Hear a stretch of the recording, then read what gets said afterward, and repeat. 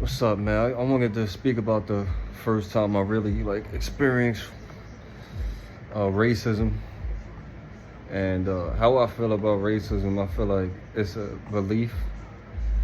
You can add this belief into your mind, and then it takes over your actions. A lot of the times when people, they blurt out, hey, nigger, or racist remarks, whatever race you are, they probably just use it as an insult.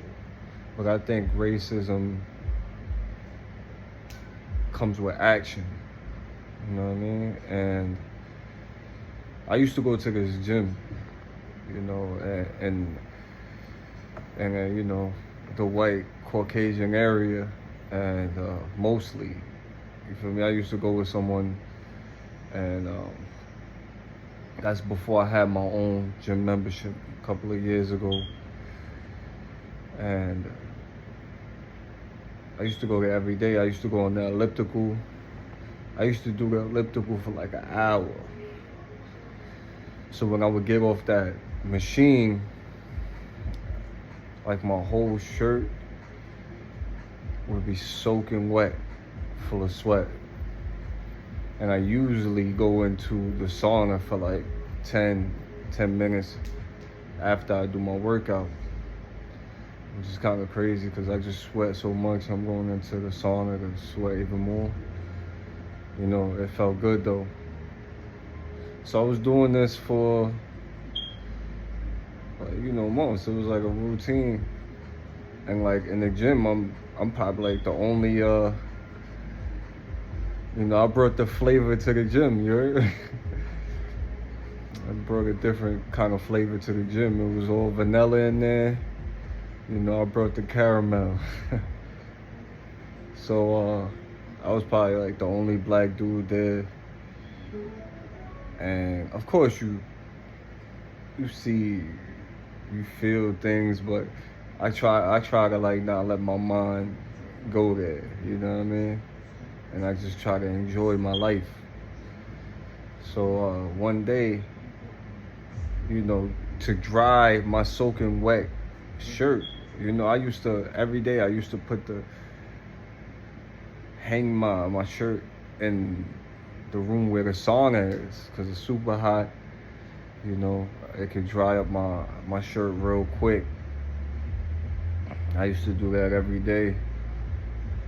And I think I do that with my socks or something else. So I know it was my shirt and something else. So that was my routine. I did that every day. And then one day I go back into the sauna because I would let my clothes dry. I was staying there for 10 minutes and be out because, you could pass out in there. It's so hot, and you're only supposed to stay in there for like 10, 15 minutes the most. And it would take my shirt maybe like a half an hour to dry from all that sweat. So one day I went in there to go retrieve my shirt like I do every night. And on this particular day, I picked up my shirt, and the shirt had spit on it. So, I seen the spit, and I'm like, damn, like, you know what I mean? It actually hit somewhere, deep inside, like, because my whole thing is like, all I'm doing is occupying this gym and living my life. I'm just trying to live my life, and someone I never did anything to, or seen, or because I'm just in there doing what I do. I got my headphones on. I didn't offend anybody, but with that belief of racism, it brings you to the point for you to be offended just being around a certain type of person, a certain type of skin color or whatever. So I see the spit, and like I said, I just felt like, damn, man, I'm just trying to live my life, man. Why did this have to happen? And it hurt because, I'm gonna do. Obviously, I didn't know who it is. It was a coward. It was someone that just did that and did that action and just did not. They threw the rock and held and hid their hand. So the way I handle problems, I want to get I want to get down to the bottom of it, like who spit on, like, you know what I mean. But it was just like, yo, man.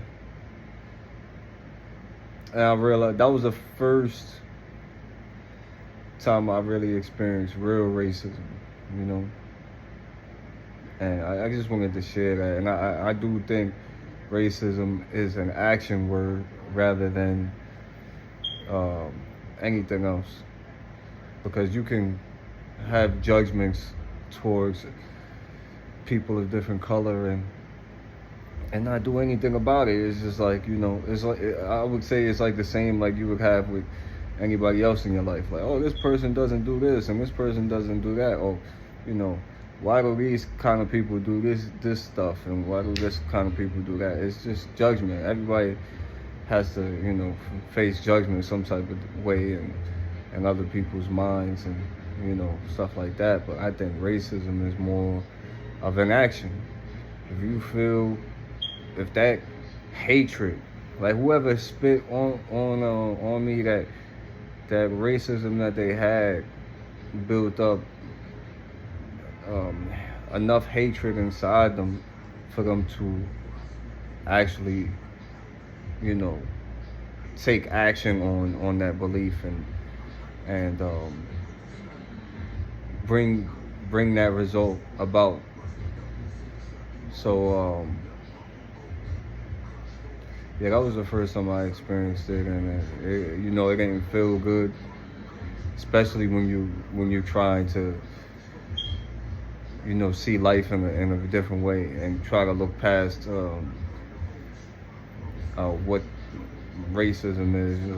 It's like you would think it's a new world, and but you gotta face reality, and the reality is that this belief has took a life. This belief of racism or any type of racism, and for any type of people, it took a life on its own, and it's going to live forever. Because when people attach themselves to this belief, it can go on for generations, and it can be a part of people's culture.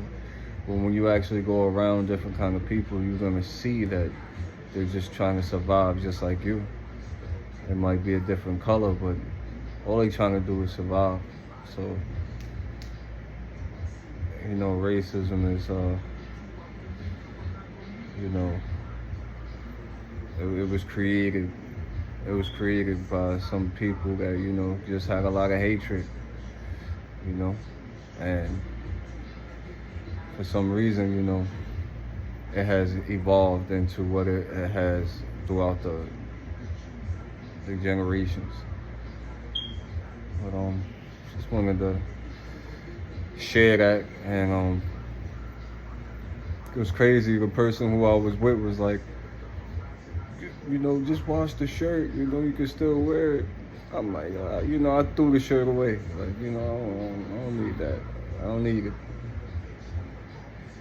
And I ended up still going to the gym. I went to the gym, and whoever it was still seen me there, and my energy was the same. I wasn't looking for nobody, because there was nobody to be found. But I wasn't gonna let that person destroy me, or like my happiness, or even my place of fitness. I wasn't gonna let that person take that away from me because of their hatred and their beliefs. So I went back. I kept going back to the gym, like nothing happened. I just wanted to share that, man.